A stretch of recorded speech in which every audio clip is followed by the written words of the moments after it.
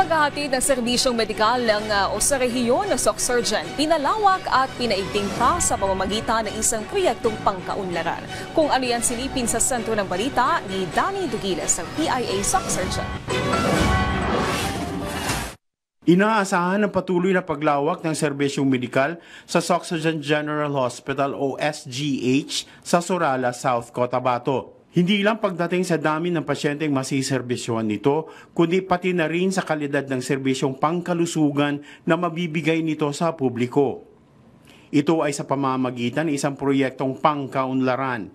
Kamakailan, nagsagawa ng groundbreaking ceremony sa Phase 1 ng Hospital Construction Project para sa 8 palapag na hospital building na tinatayang magkakahalaga ng 1.59 billion pesos. Sa Phase 1 ng project, inaasahang matatapos ang ground floor kung saan ilalagay ang dietary unit ng SGH, pati neonatal intensive care unit at delivery room complex. The second phase for the second floor, so that would be the OR complex, mga operations and burn unit.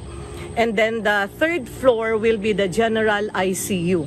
So lahat ng ICU, both for the internal medicine, pediatrics, OB/GYN, and surgical cases will be on the third floor. That with the intensive care units.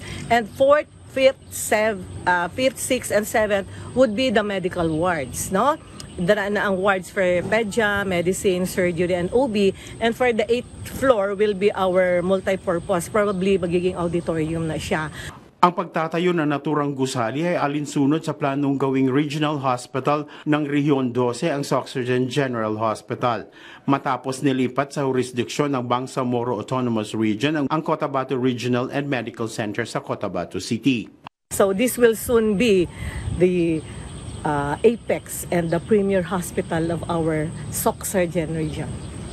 Ang SOC Surgeon General Hospital na may lawak na 5 hektarya ay Level 1 category hospital na may 75-bed capacity at kasulukuyang isinusulong na ma-upgrade bilang Level 2 hospital. Danny Dugiles ng PIA SOC Surgeon para sa Pambansang TV sa Bagong Pilipinas.